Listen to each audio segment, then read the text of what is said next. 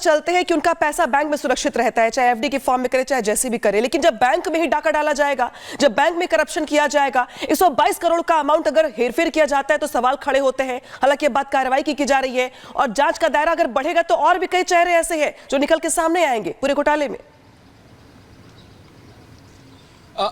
बिल्कुल, और यही मंशा है ईओडब्ल्यू की कि हितेश मेहता को ईओडब्ल्यू दफ्तर ले जाया गया है और उनसे जुड़े जो बाकी लोग हैं, क्योंकि सिर्फ एक हितेश मेहता का ये काम नहीं है, इनके साथ इनकी टीम थी, उस टीम में कौन कौन लोग थे और किसके पास कितना पैसा पहुंचा, ये ईओडब्ल्यू इन्वेस्टिगेट कर रहा है। साथ ही ईओडब्ल्यू उस शिकायत के आधार पर इस पूरे मामले की जांच कर रहा है जो कि न्यू इंडिया कोऑपरेटिव बैंक के द्वारा ही दादर पुलिस स्टेशन में दी गई है। और इसके अलावा कौन कौन लोग इसमें शामिल थे, पैसों का उपयोग कहां किया गया, किस तरीके से इन दो ब्रांच से पैसा निकाला गया, ये जांच का सबसे बड़ा विषय बना हुआ है। लेकिन आम जनता परेशान है जो ये सोचती है कि सिक्योर है पैसा बैंक में। आज सुबह से उन हताश चेहरे हमने देखे और हमने उनसे बात भी की। हर कोई यही जानना चाह रहा था कि उन्होंने अपनी गाड़ी कमाई बैंक पे रखी और अब 6 महीने तक एटलीस्ट उस पैसे का वो लोग इस्तेमाल नहीं कर पाएंगे। लेकिन सबसे बड़ी बात, 122 करोड़ का गबन किया गया और ये तब किया गया जब पिछले 2 सालों की ट्रांजैक्शन आप देखेंगे तो तकरीबन 23 करोड़ और 32 करोड़ पिछले 2 फाइनेंशियल ईयर में ये बैंक घाटे में रहा। लेकिन उसके बावजूद 2 ब्रांच से 122 करोड़ रुपए का गबन कर देना और उसके अलावा आरबीआई को इस पूरे मामले में रेगुलेट करना पड़ा, तो यही कारण है कि ईओडब्ल्यू अब इस पूरे मामले को इन्वेस्टिगेट कर रही है। इससे पहले 4 घंटे तक हितेश मेहता के घर पर ईओडब्ल्यू की टीम मौजूद रही। उनके घर में जो इलेक्ट्रॉनिक डिवाइस है उनको खंगाला गया, उसकी जांच की गई और जब ईओडब्ल्यू को लगा कि अब इन्वेस्टिगेशन और आगे बढ़ानी चाहिए, कुछ सबूत उनके पास हाथ में लगे, तो ईओडब्ल्यू की टीम अपने साथ ही हितेश मेहता को लेकर ईओडब्ल्यू का बिल्कुल जतिन, जिस तरीके से आप लगातार अपडेट दे रहे हैं और जाहिर है लोग परेशान हैं। फिलहाल आप दोनों का बहुत बहुत शुक्रिया, लेकिन इसी के साथ बढ़ते हैं आगे और आपको बता दें कि मुंबई के न्यू इंडिया कोऑपरेटिव बैंक में जिस तरीके से बड़ा गबन और घोटाला यहां पर सामने आया, पहले आरबीआई एक्शन में नजर आया और उसके बाद ईओडब्ल्यू भी अब लगातार पूछताछ कर रहा है। वित्तीय अनियमितता यहां पर देखी गई और उसके बाद इसी बैंक के पूर्व अधिकारी पर 120 करोड़ से ज्यादा के गबन का आरोप लग चुका है। दिखाते हैं इस रिपोर्ट के जरिए।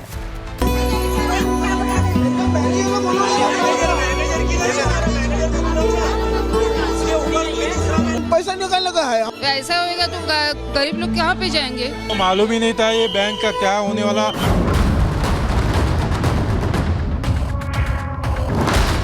जिंदगी भर की गाढ़ी कमाई कोऑपरेटिव बैंक में लगाई, लेकिन बैंक में गड़बड़ी की खबर आई तो मानो खाता धारकों के पैरों तले जमीन खिसक गई। ये बोलते 6 महीने 3 महीने अभी बता रहे हैं लोग, तो हम लोग खाएंगे क्या? मेरे को कैंसर की बीमारी है तो मेरे को परसों ही मेरे बेटी ने पैसा भर दिया।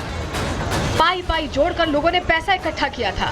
किसी को घर बनाना था तो किसी को अपनी बूढ़ी माँ का इलाज कराना है। बैंक में जमा पैसा किसी के बच्चों के उज्जवल भविष्य के लिए था तो किसी के बुढ़ापे का सहारा।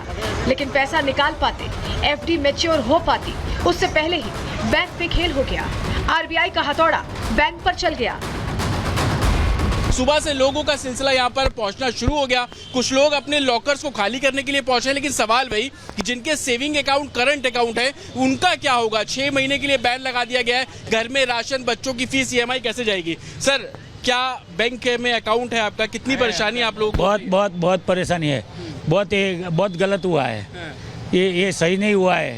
ये 30,000 40,000 लोगों का क्या होगा वो कुछ परवाह है नहीं किसी को। क्या करेंगे, मर जाएंगे, जिएंगे, अपघात करेंगे, क्या करेंगे, कुछ समझ में आता नहीं है। कर्ज कैसे चल रहा है फिर? अभी क्या कर चलेगा? वो रोड पे भीख मांगेंगे, क्या करेंगे? और तो एफडी का कुछ भी पैसा तो मिलना चाहिए ना। हमारा इतना मेहनत का हमने जिंदगी भर का कमाया हुआ पैसा करके हमने एफडी बनाया रहता है, तो उसमें से थोड़ा ब्रेक करके थोड़ा तो पैसा मिलना चाहिए। अभी हमारा 10 लाख का एफडी है तो उसमें कुछ तो मिलना चाहिए। तो ये मेरे को रूम का बेचने का प्लानिंग था, तो उनको पूछा मेरे को सामने वाले को पेमेंट देना है, तो बोला क्या कि तुम 5 लाख के ऊपर होएगा तो ये फॉर्म भर के, फॉर्म भी मुझे दिया इधर से 13 तारीख को। हाँ, और 14 तारीख को शाम को मुझे पता चला ये बंद हो गया। मुंबई, ठाणे, पुणे और इसी तरह से न जाने और कितने शहर न्यू इंडिया कोऑपरेटिव बैंक की शाखाओं पर लोग आते हैं और निराश होकर चले जाते हैं, क्योंकि रिजर्व बैंक ने कोऑपरेटिव बैंक पर पाबंदियां लगा दी हैं। बैन के साथ साथ अब इस बैंक पर गड़बड़ी और घोटाले का भी आरोप लगा है, जिसकी जांच ईओडब्ल्यू यानी आर्थिक अपराध शाखा कर रही है। बैंक के पूर्व जनरल मैनेजर पर तिजोरी लूटने का आरोप लगा है। बैंक में जमा 122 करोड़ रुपए निकाले गए। पूर्व जनरल मैनेजर का नाम हितेश प्रवीण चंद मेहता है। जब हितेश बैंक के महाप्रबंधक थे तो दादर और गोरेगांव ब्रांच की जिम्मेदारी संभाल रहे थे। आरोप है कि दोनों शाखाओं के खातों से 122 करोड़ की धोखाधड़ी की। शिकायत के मुताबिक घोटाला 2020 से 2025 के बीच हुआ।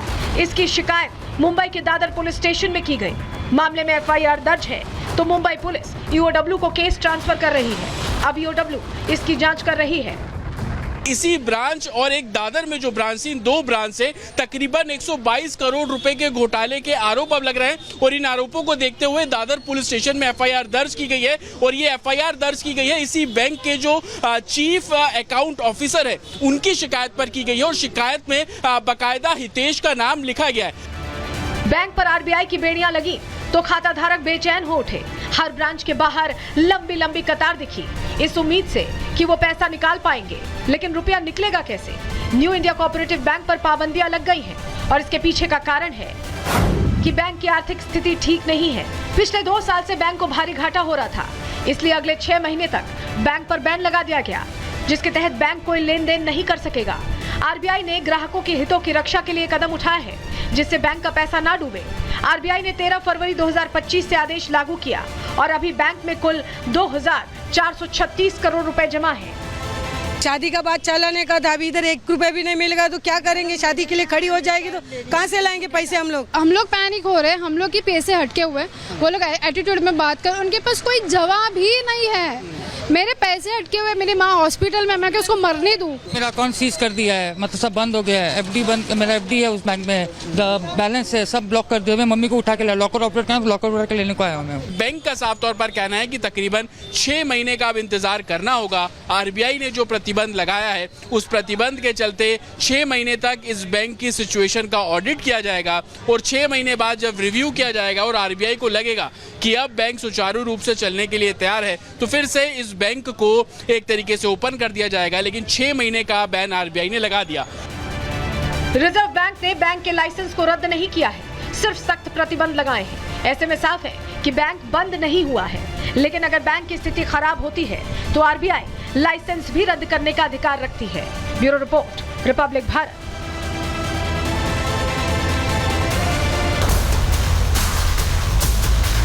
परसों ही पैसा भरा, मेरे को कैंसर की बीमारी है। इतना पैसा बैंक में है, इतना पैसा